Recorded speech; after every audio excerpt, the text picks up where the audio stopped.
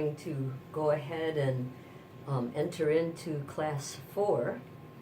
I'd like you to remember where we left off.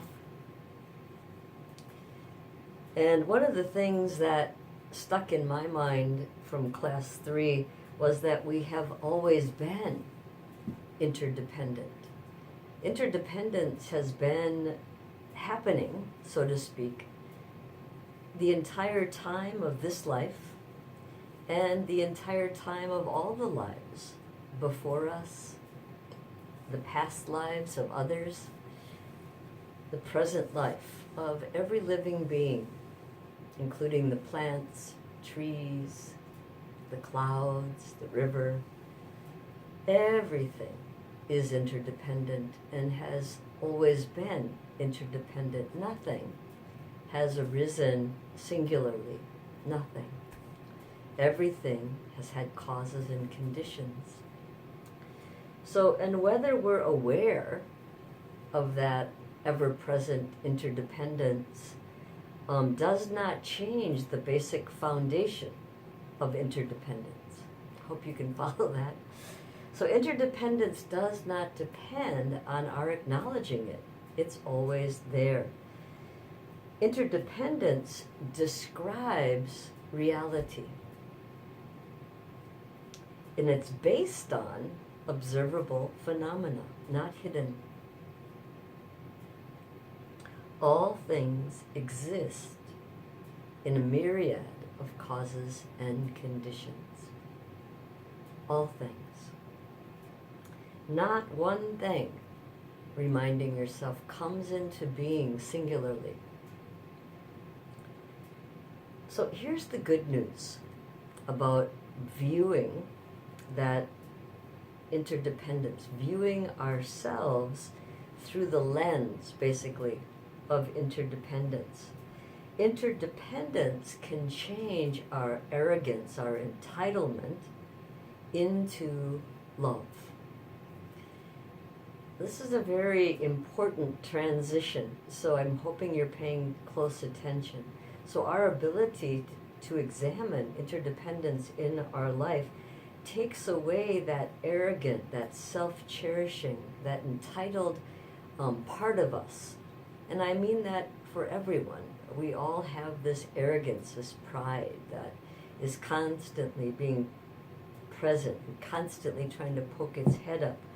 But the more and more that we view ourselves through the lens of interdependence, that arrogance and that entitlement turns into, it doesn't like go away because it's bad or something.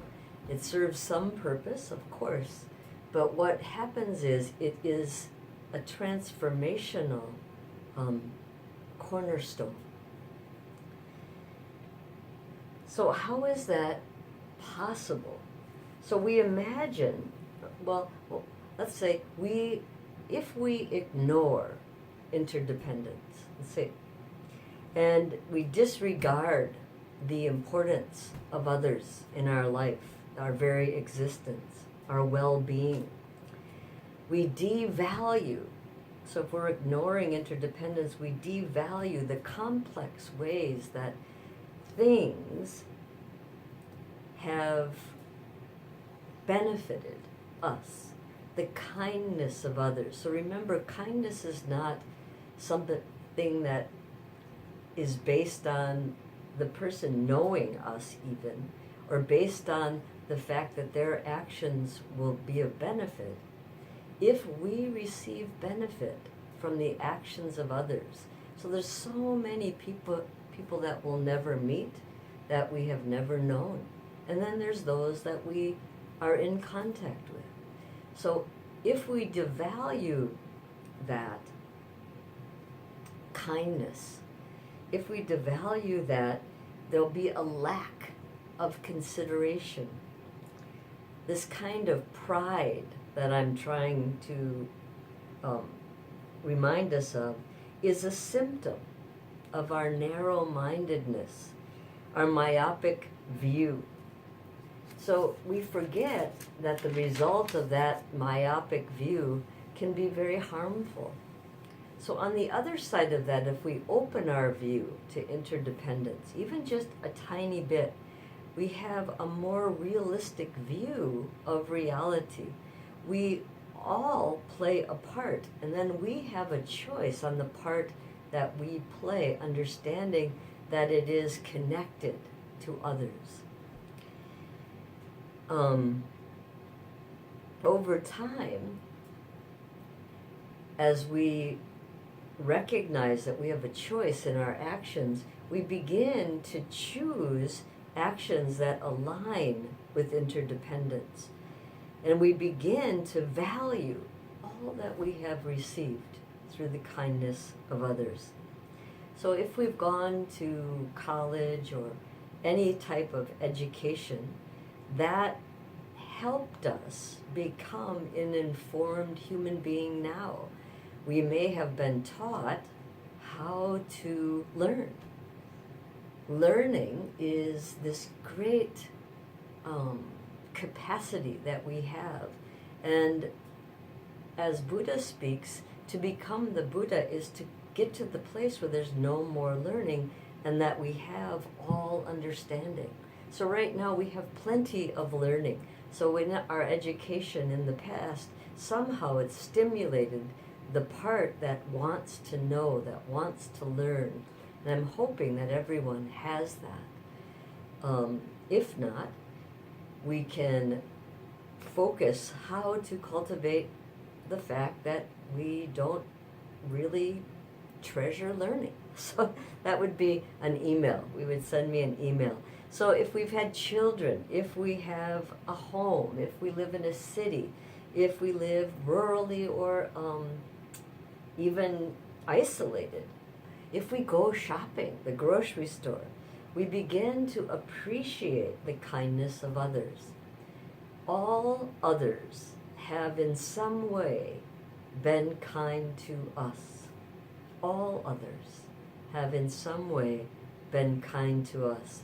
This is very difficult to understand, but there's a cosmic karmic circle where all of the people who play this part sort of unfold, and everyone in it, all living beings, have been our kind mothers, we say.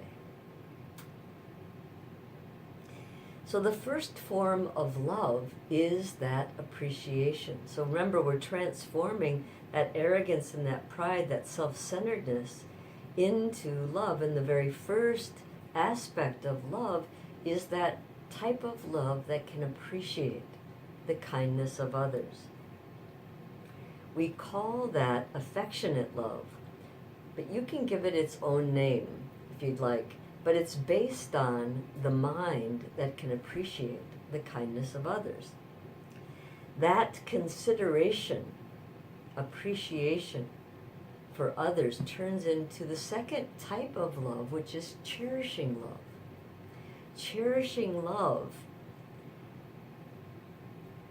not only appreciates, but begins to cherish others. Others are important. And we begin that balancing where we're coming into balance with others. And the third type of love is giving love. We give freely of ourselves, understanding the cycle, the circle of interdependence, of all that we have and all that we give. It's this big circle. We call that top-notch love, giving love. The world at this moment needs our love. So I'm hoping you understand the first part, how we transform the narrow-minded mind that does not understand or is in the least way aware of interdependence into love. It's very straightforward. And as we learn to cherish and care for ourselves so that we can be of benefit to others, that altruistic view of others is strengthened. So we take care of ourselves, very good care of ourselves, hopefully. And the reason for it isn't because we believe self is better than others. We take care of ourselves so that we can be of benefit, so that we can remain aware of that interdependence of others. Because others are appreciated in our mind, and because others are valued in our mind, we enter into that circle. That circle has always been there, but we're aware of entering in and becoming part of that circle, and all of the interdependence that surrounds us begins to appear to us. It's always been there, but it begins to appear. And then we move in the world with humility, true humility, becoming the right size. When you wear the robes of an ordained person, there is this part when people see robes that they sort of, you become less human. You become extraordinary in a certain way. And that is not what I'm talking about. So you can see how we have these romantic images of others or even of ourselves. And I want to be able to walk in the world wearing the robes of an ordained person, but understanding that I just have this opportunity. I am as human as you are, and I have this opportunity to dedicate my life for the well-being of others. And if I take on others' layering of being extraordinary, or something other than, better than, I will become proud. I wear these brown robes because these are the robes of the peasants in Vietnam. And when I put these robes on, I remember my humility, my same-sizedness. And that's so, so very important.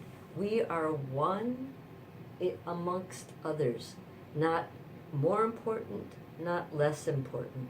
And we can start to hold us and hold ourselves, holding others with humility, looking out and just cherishing how much others give to you. You can sort of feel your heart opening in humility, radiating outward. So we've talked about transforming that arrogance, and that arrogance and that single-mindedness is actually so fear-based. So we transform our arrogance and our fear into love. As our love grows, it gives way to humility. And so we have love, we have humility, and that humility, if we hold it close to our hearts and sort of cultivate it, keep it, not lose it each morning, each afternoon, each evening, keeping that humility going, it gives way to confidence.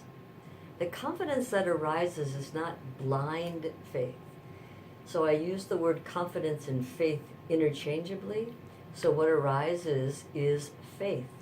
What arises is confidence. So when I say what arises is faith or arises is confidence, when we have humility, when we learn to appreciate the kindness of others, we are aligning our actions with reality.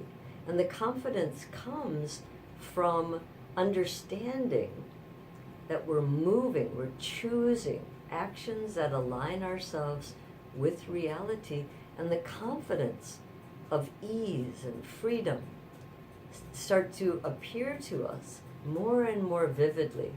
And holding that, our confidence, our ability to move and be with the world that is ours at this moment is growing. We're cultivating that kindness, that humility, that confidence. So I hope that you're understanding how these relate. So the possibility that from humility comes confidence, it's actually a byproduct. You don't have to try. It's the byproduct of humility. It's the byproduct of love. It's the byproduct of giving love, of cherishing love, of affectionate love that recognizes and appreciates, values others. So the fact that humility and confidence are compatible is a part of our new direction, the direction that's living in interdependence.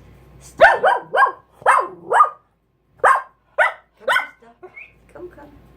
Stellar is recognizing that there are vehicles moving about.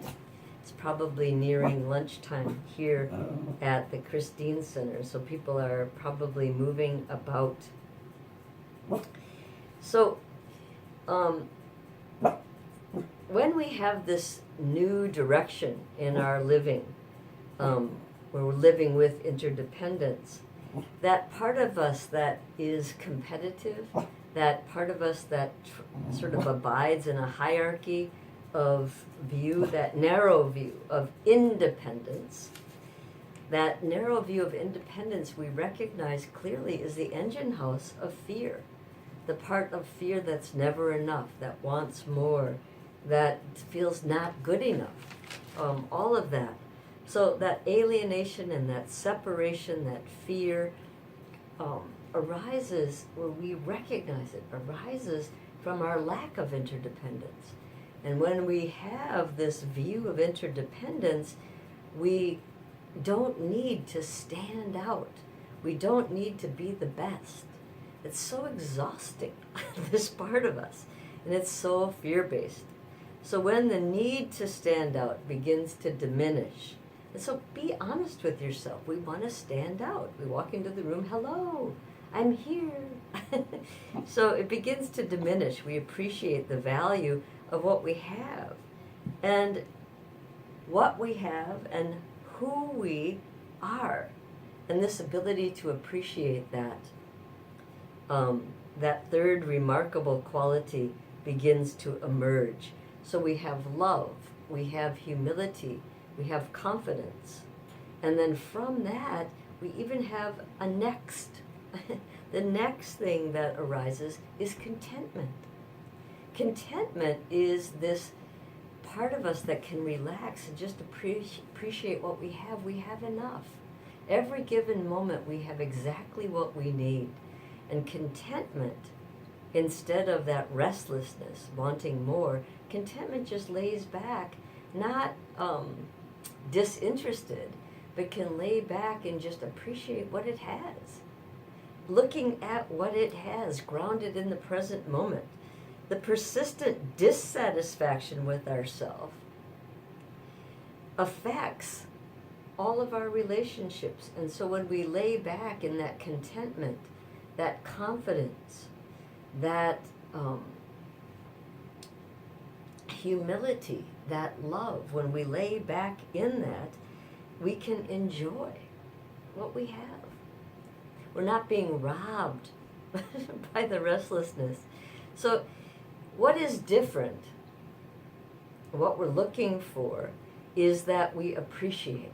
Really, that's it. If you just walk away thinking, okay, this class 4, is all about appreciation. And so appreciation of what we have. It leads to this relaxed nature, a humble, relaxed, confident, content person. And then we get to the place that values our precious human life. That's where we started in our meditation.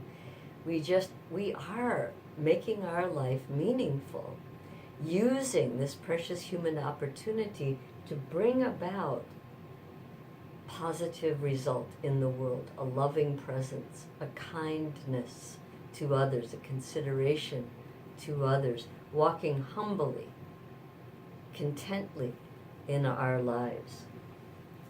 All things we have and do, anything that we can see and unseen, it's sort of interesting, comes to us through the kindness of others. And we're looking at that with the lens of interdependence. This is connection. And as you feel it, we have this deep connection. So in this class, there's these extraordinary qualities that we're actually cultivating: love, humility, confidence, contentment. giving rise to the actions that are aligned with interdependence.